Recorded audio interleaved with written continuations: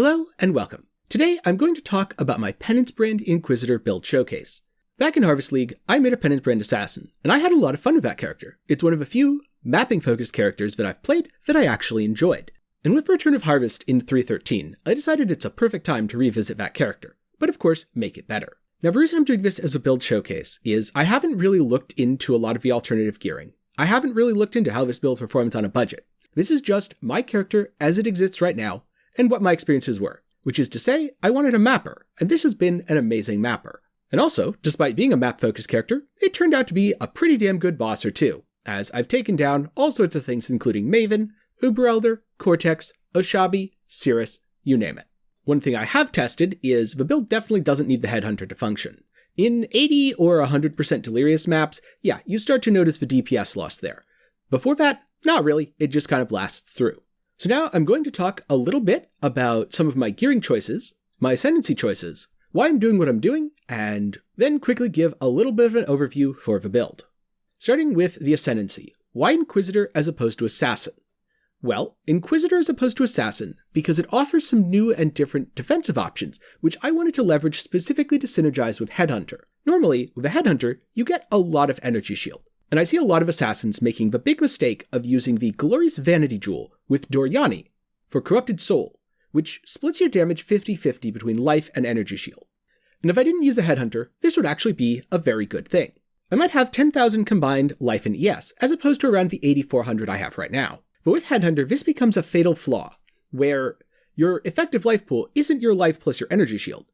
It's your life doubled, because 50% of all damage will pierce your energy shield. So when I get my Headhunter stacks going, I can easily have 9,000 or 10,000 life and 60,000 to 80,000 energy shield, which means that I have, let's just say, 70,000 to 90,000 total life and energy shield. If I had Doryani, I'd have 18,000 to 20,000, which makes me much squishier. Which gets me to why Inquisitor. Inquisitor, and I felt that Inquisitor, with the new ability to apply life regen to energy shield, might just make for some fun and interesting scaling that synergizes really well with the Headhunter. I also have similar ways to scale my damage and the damage from the Explodey chest by ignoring elemental resistances on crit and scaling crit globally through stacking attributes. So overall, this felt like a good compromise where I gained some defensive benefits, I gained some recovery, I gained elemental ailment immunity, and I should still have comparable damage to an assassin. My gear isn't actually fully optimized for Penance brand. My gear is optimized pretty well for Penance brand. I have about 12 mil DPS with my Penance brand, but it's also optimized pretty well for Explodey chest, which is why I focused so heavily on Fizz's Extra on my weapon and amulet, and why I'm using a Conversion Watcher's Eye, as opposed to going for more damage mods. Now, as I've discussed in my Penance brand mechanics video, one very important thing for Penance brand is the activations per brand. For this setup, I want to cast 2 brands with every cast, and I want each brand to last exactly 10 activations. This means on single target, the enemy will get to 20 energy, then the brand will be removed, causing it to immediately explode for maximum damage. To facilitate this, I am using 3 cluster jewels with Remarkable on them. Remarkable is a 35% chance to cast a second brand when you use a brand skill. Times 3 means I have a 100% chance to cast 2 brands whenever I use a brand skill. I combine that with getting cast speed on my weapon, using a profane wand, getting some cast speed on the tree, cast speed on my shield, cast speed on my amulet, really cast speed on almost everything I can get cast speed on, so that my Penance brand has exactly 10 activations. The reason that I want so much cast speed, rather than just adding duration, is duration doesn't actually add that much DPS. You want as short a duration as possible, with 10 activations, while casting 2 brands for maximum Penance brand single target. How I translate this single target into clear is I use Holy Conquest. So when my Penance brand is activating 10 times a second, it is also jumping to different enemies, causing the enemy it jumps from to immediately explode. This spreads the damage around the pack, and when combined with an Explodey chest, causes entire packs to explode instantly. Another of my biggest complaints with Headhunter builds, and with mapping builds, is a lack of defenses. And this build isn't super tanky. It's not nearly as tanky as my Bladefall Blade Blast Assassin. If you want to see something that's able to face tank slams, face tank the game, go look at that build. But I didn't want to be tissue paper either. And I certainly didn't want to be tissue paper caught in a hurricane that dies because it has Doryani on. So for defensive layers, I started with wearing a shield.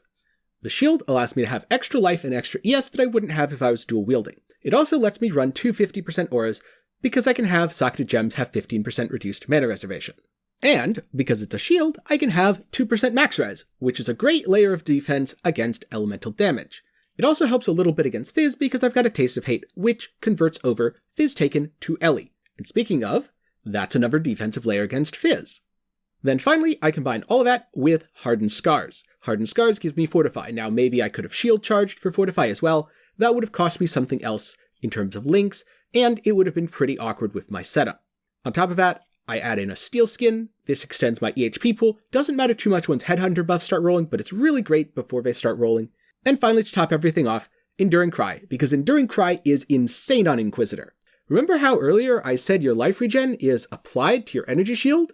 Which effectively means your life regen is doubled and applied to 2 resource pools.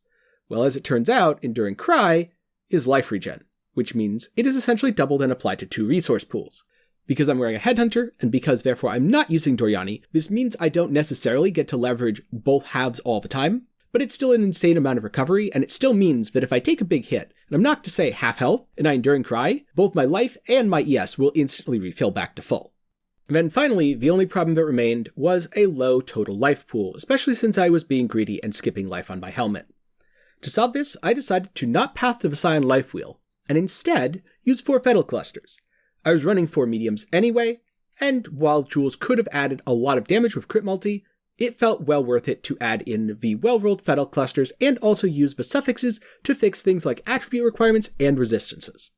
So now I'm optimizing for the Explodey chest, I'm scaling life and energy shield, I'm using a Headhunter, I've got several defensive layers, and I've got my Penance brand mechanics sorted out. What else is there left?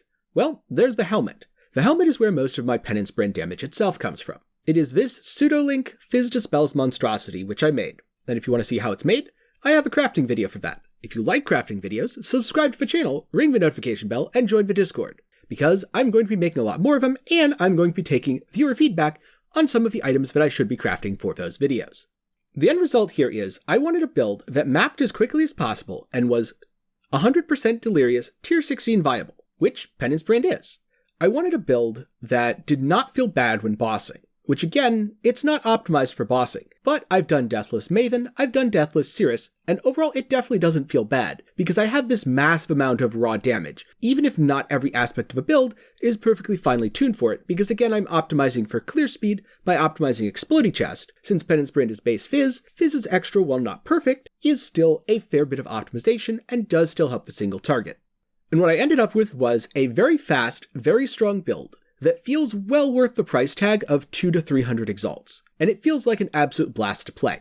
Generally speaking, I don't enjoy mapping a ton. I find mapping to be a little on the boring side. Probably because I've done it for so long and mapping hasn't changed all that much, but mapping of this build was definitely fun. So I hope you enjoyed this showcase, and I hope you found something useful from either the mechanics, the gear, or any other aspect to apply to your own build. And if you do end up playing this build and playing it on a budget, I'd love to hear if a build holds up, or if it ends up feeling a little bad. So if you do, please let me know down in the comments below, or join my Discord and drop it in the Builds and Theory Crafting channel. But now, my question to you is, how do you feel about Headhunter? Personally, I can't stand a Headhunter build that only exists as a Headhunter build. Things like Self-Curse, which are absolute garbage without the Headhunter and without the Headhunter buffs. Instead, I like to use Headhunter on builds that are strong already, so that I can take them from a 9.5 out of 10 to about a 20 out of 10. But I'd love to hear your thoughts down in the comments below. Thank you for watching. I hope you enjoyed the video. And special thanks to all of my channel members who help support me so that I can continue to make videos just like this one. Your support really means a lot, and without it, I probably wouldn't be able to make videos of this regularly. If you want to help support the channel, click the membership button or the link down in the comments below. And if you found this video helpful and want to ask me a question in a more interactive setting, I stream at least once a week here on YouTube, and I'd be happy to answer any questions you have relating to this video or any of my other videos. Thank you again, and I hope to see you on stream sometime. Have a great day.